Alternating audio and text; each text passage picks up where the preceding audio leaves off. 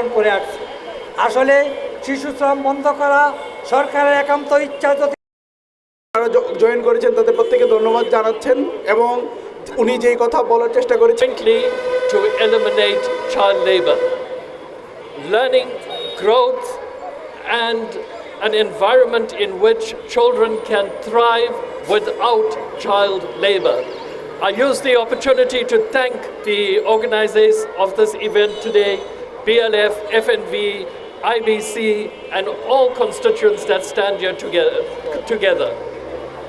I use the opportunity to call on the stakeholders in Bangladesh to ensure that there is quality education, investment in quality education, investment in social protection programs, as well as investment in decent work for adults. It is only through these combined investments can we break the cycle of child labor. If there is no break in the cycle of child labor, it would continue for generations to come.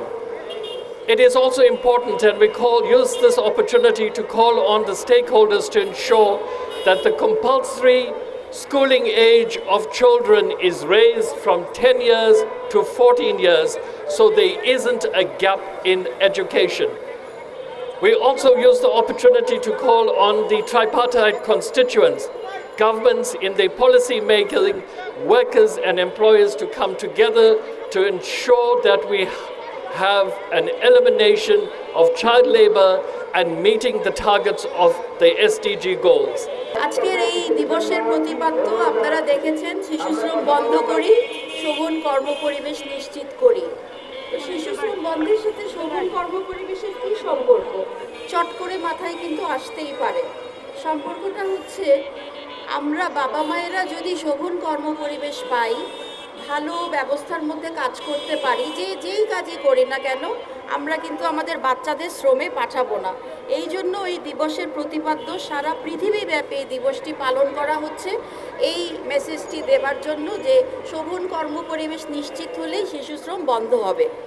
এই বিষয়ে বাংলাদেশে আমাদের 3টা সুনির্দিষ্ট পরামর্শ আছে।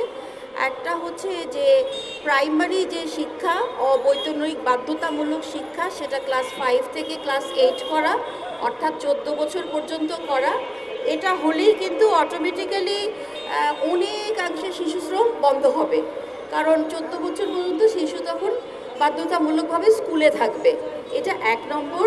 2 নম্বর হচ্ছে যারা অলরেডি শ্রমে নিয়োজিত আছে তাদের জন্য সামাজিক সুরক্ষার ব্যবস্থা করা এবং আইনের শাসন নিশ্চিত করা। এবং আমরা অত্যন্ত কৃতজ্ঞ যে অতি সম্প্রতি সরকার শ্রম আইন সংশোধন করেছেন এবং শিশু শ্রম নিয়োগের জন্য যে শাস্তি সেটা মাত্র 5,000 টাকা ছিল, সেখান থেকে বাড়িয়ে 20 থেকে 50,000 টাকা করেছেন। এছাড়াও গৃহকর্মে নিয়োজিত যে সমস্ত শিশু শ্রমিক, আপনারা পত্রিকায় কাজ করেন, আপনারা জানেন প্রায় প্রতিদিনই আমরা খুব নৃশংস ঘটনা দেখতে পাই।